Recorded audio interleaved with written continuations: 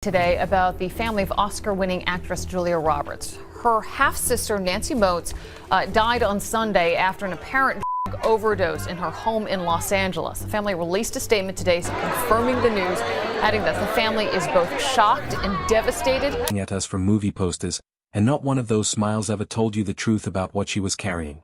At 58 years old, the world still calls her America's sweetheart. But strip away the poster and the premiere lights, and what's left is a woman who buried her father before she turned 11, sat through a suicide note that named her personally, and lost her mother the following year, 5 days before the biggest night of her professional life. This is not the story Hollywood sold you. This is the one underneath it. Julia Fiona Roberts was born on October 28, 1967, in Smyrna, Georgia, the youngest of 3 children born to Walter Grady Roberts and Betty Lou Bredemus. Her older brother Eric, born in 1956, would go on to build his own acting career, and her older sister Lisa, born in 1965, would eventually become a producer. Both of Julia's parents worked in theater. Walter co-founded an acting workshop in Atlanta, one that was racially integrated at a time when that alone took courage in the American South, and among the children who studied there was Yolanda King, daughter of Martin Luther King Jr. and Coretta Scott King. When money ran short around the time of Julia's birth, it was Coretta Scott King who quietly helped cover the hospital bill. That's the kind of household Julia was born into, creative, principled, and financially precarious all at once. The marriage didn't survive. Betty Lou filed for divorce in 1971, and it was finalized the following year, when Julia was around 4 years old. Not long after, Betty Lou remarried, this time to a man named Michael Moats. By most accounts from people close to the family, Moats was a difficult presence in the household, and the children reportedly feared and resented him. Betty Lou herself would later describe that second marriage as the worst decision of her life, eventually divorcing Moats in 1983 on grounds of cruelty, after 11 years together. That marriage produced one child, Julia's half-sister Nancy, born in 1976, a sister whose life would intersect with Julia's in ways that neither of them could have predicted, and whose death decades later would become one of the most painful chapters in Julia's story. Then came the loss that reshaped everything before Julia had even finished elementary school. Her father, Walter, had been fighting throat cancer for years. In January of 1977, he died. He was 44 years old. Julia was 10. The man who had built an acting school, who had taught his children that performance and storytelling mattered, was gone before she was old enough to really know him as an adult would. Losing a parent at that age doesn't announce itself the way people expect grief to. It doesn't scream. It just quietly rearranges the way a child understands safety, permanence, and love, and it does that rearranging for the rest of that child's life. By the late 1980s, the girl who'd grown up around that workshop was becoming impossible to ignore on screen. Mystic Pizza in 1988. Steel Magnolias in 1989, which earned her an Academy Award nomination for Best Supporting Actress before she'd even turned 23.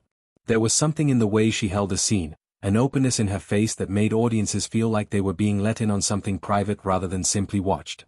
Then, in 1990, Pretty Woman arrived, and the entire industry shifted around her. The film became the highest-grossing release of that year, pulling in more than $460 million worldwide on a budget of just $14 million. Within a single summer, Julia Roberts became the most recognizable actress on the planet. The romantic comedies that followed only deepened that connection with audiences. My Best Friend's Wedding in 1997. Notting Hill and Runaway Bride, both in 1999. Each film worked for the same underlying reason: audiences believed her.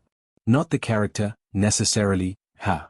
There was a warmth in her performances that read as genuine rather than manufactured, and that warmth is what built the brand the world would eventually shorthand as America's sweetheart.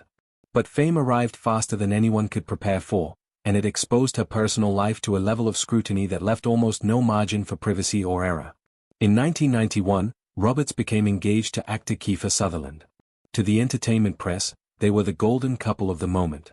Then, 3 days before the wedding was scheduled to happen, Sutherland called it off. Invitations had already gone out. Plans were already set in motion. And then it all collapsed, in public, with the entire industry watching. Roberts later described that period as one of the loneliest stretches of her life, not just because of the heartbreak itself, but because she had to process it while cameras waited for her reaction. It would be more than a decade before she found something steadier.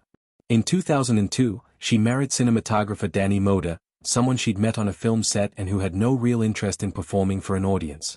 The relationship that followed was deliberately private, built outside the machinery that had consumed her earlier romantic life. Together they had twins, Hazel and Phineas, born in 2004, and a son, Henry, born in 2007. For the first time, Julia Roberts had built something the public couldn't fully access. That stability, though, could not protect her from what was coming. In February of 2014, Julia's half-sister Nancy Moats was found dead in Los Angeles. She was 37. The cause was later determined to be a drug overdose, and she left behind a note. Nancy and Julia shared a mother but had grown up under very different circumstances, and their relationship had reportedly been strained for years, shaped in part by tension over Nancy's struggles with her weight and a sense, on Nancy's side, that she'd always lived in her famous sister's shadow without ever being fully let in. In the note she left behind, Nancy directed blame at her mother and her famous siblings, saying essentially that they would get nothing from her death except the knowledge that they were the ones who had pushed her into the deepest depression of her life. She didn't leave that anger vague. She named names. Whether that perception was entirely fair, or shaped by the specific distortions that addiction and long-term estrangement can create in how a person understands their own family, is not something anyone on the outside can settle cleanly. What's certain is that those words existed in writing, and Julia Roberts had to read them, and then had to find a way to keep functioning. 20 days after her sister's death, Roberts sat for a previously scheduled interview with a major publication. Those in the room described her face tightening and her eyes filling as she tried to find any language adequate to the moment. What she landed on was simple. It was heartbreak, it had only been 20 days, there weren't really words for what the family had been through, and she was getting through it hour by hour. Her mother, Betty Lou, had moved in with Julia and her family during that period, and those close to them described the household as people clinging to each other, trying to hold something together that had just been badly broken. Julia had barely found her footing again when the next blow landed. Betty Lou had been diagnosed with lung cancer back in 2013, around the same period Nancy's struggles were intensifying, meaning the family was already under enormous strain before Nancy's death even happened. Betty Lou eventually moved into Julia's home in Malibu, spending her final months surrounded by her daughter, her son-in-law, and her grandchildren, rather than in a care facility. On February 19, 2015, just 5 days before that year's Academy Award ceremony, Betty Lou died. She was 80 years old. Julia did not attend the Oscars that year. She couldn't. Losing a parent roughly 12 months after losing a sister to a suicide that publicly blamed the family created a kind of compounded grief that even people with significant experience of loss rarely have to carry in such quick succession. There was no clean way to process it, no tidy resolution available. Sometime after her mother's birthday, Julia posted a photo on Instagram of herself wearing a bracelet engraved with a single word, Betty. Set against all of that is a professional record that remains genuinely extraordinary.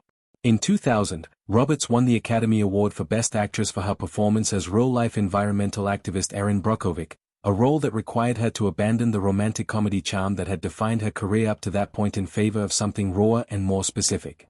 That same year, her salary for the film reportedly reached $20 million, making her the first woman in Hollywood history to command that figure, not just a financial milestone, but a marker of how thoroughly she had reshaped what was considered possible for a woman's earning power in the industry.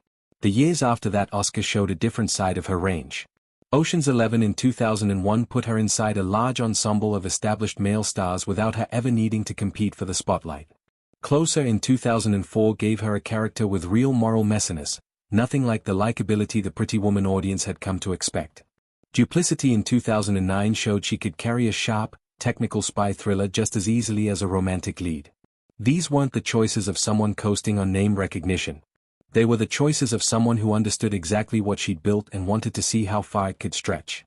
Not every choice landed the way the industry expected, and there were stretches where trade publications openly speculated about whether her box office pull was fading. She responded the way she generally has throughout her career, by choosing work that interested her rather than work that was safe, and by refusing to chase the same audience the same way indefinitely. But the real cost was never really about any single film underperforming. It was in what fame demanded of her privacy over 3 decades, in what it made impossible to grieve quietly, and in what all of that money and recognition failed to protect her from when the losses arrived, specific and personal and impossible to soften. Today, at 58, Julia Roberts has been married to Danny Moder for more than 2 decades. Her twins are in their early 20s. Her son Henry is a teenager. The life she's built with them is deliberately unglamorous in a way her career never was. She's spoken about finding real peace in ordinary domestic routines, The specific relief of doing something that doesn't require being watched or performing for anyone. The grief hasn't disappeared. The father she lost before she turned 11. The half-sister whose final written words blamed her directly. The mother who died 14 months after that, having spent her last months in the same house, absorbing the same unresolved grief, before the cancer finished what it started. None of that stops belonging to a person just because the cameras move on to the next story. What's changed over time isn't the weight of it, it's her relationship to that weight. The interviews from right after Nance's death carry a rawness, a freshness of pain that hadn't yet had time to settle into anything livable. Years later, the tone is quieter. A bracelet with her mother's name engraved on it. A caption that says nothing more than the simple fact of missing someone. That's not suppression. That's grief that's been lived with long enough that it no longer needs elaborate language to explain itself. Her 3 children were young when Betty Lou died in 2015, old enough to understand that their grandmother was sick, and old enough to watch their mother carry that particular kind of loss. Julia has said publicly that her mother taught her everything she knows about motherhood, a woman who raised 3 children largely on her own without ever seeming to buckle under the weight of it. That same steadiness shows up in the way Julia talks about her own family today. There's a reason the phrase America's sweetheart attached itself to her and never fully let go, and it was never really just about the smile. It's that the smile always coexisted with something underneath it, an awareness that life is genuinely hard, and a choice, made again and again, to keep showing up anyway. The lightness people loved in her was never accidental. It was chosen, deliberately, in spite of everything working against it. The story of Julia Roberts at 58 isn't a single scandal or a single tragic headline. It's an accumulation, of loss, of complicated family relationships, of grief that arrived faster than she could process one round before the next one hit. All of it running quietly underneath a public image built entirely on warmth and ease. She lost her father before she was old enough to really know him. She survived a public humiliation that would have broken plenty of people, then built something private and lasting in its place. She read a note that blamed her by name, from a sister she couldn't save and may never have fully understood. She lost her mother almost exactly a year later. She earned more money and more industry-shaping recognition than nearly any woman in the history of American film, and none of that protected her from what those losses actually cost. At 58, the real picture of Julia Roberts isn't a fairy tale, and it isn't a packaged tragedy either.